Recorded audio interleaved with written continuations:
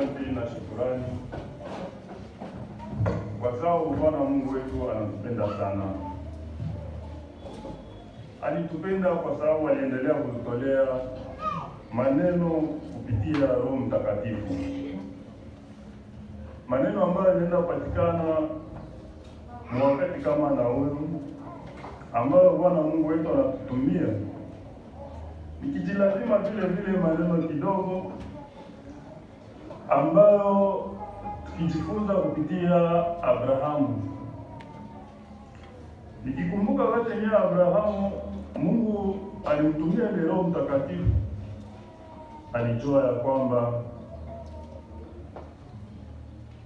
kwamba inabidi akuwe kwanza mwaminifu, na Abrahamu naye alikuwa iko mwaminifu wakati alimtuma toka wende kwa siku fulani. Na Abrahamu nao kupitia uaminifu wake hakuuliza kama Bwana nitenda wapi. Alianguka akaenda, akamwambia kule ambao waenda kutuma mji wa ahadi utazaa na utapata utajiri mkubwa, wewe wende. Hakuuliza asema nitenda kufanya nini wala nitenda kufanya.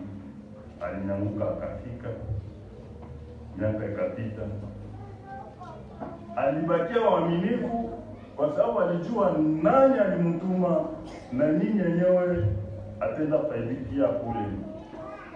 Na vile hata na sisi tujiulize, wapi wenyewe tunaenda kuamini? Imani yangu iko kamilifu? Ili natubidi tukoe wenye kukamilika kwa ajili ya imani. Wakati neno inafika kwako, ujue hapa nitaitumikisha namna gani.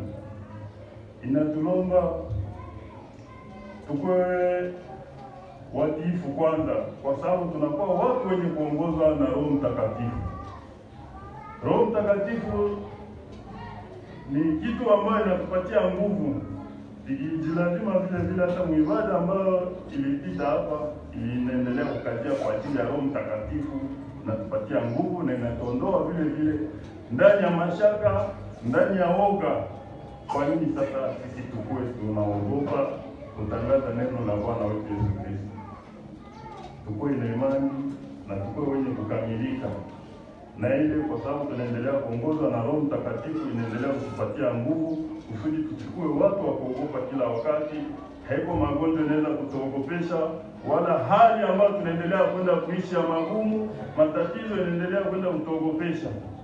Lakini tukue wakamilifu kupitia imani yetu, na pale Mungu wetu atakuwa pamoja nasi na tutaendelea kuongozwa pamoja na Roho Mtakatifu. Mungu abariki neno lake leo hata siku zote. Amen. Amen.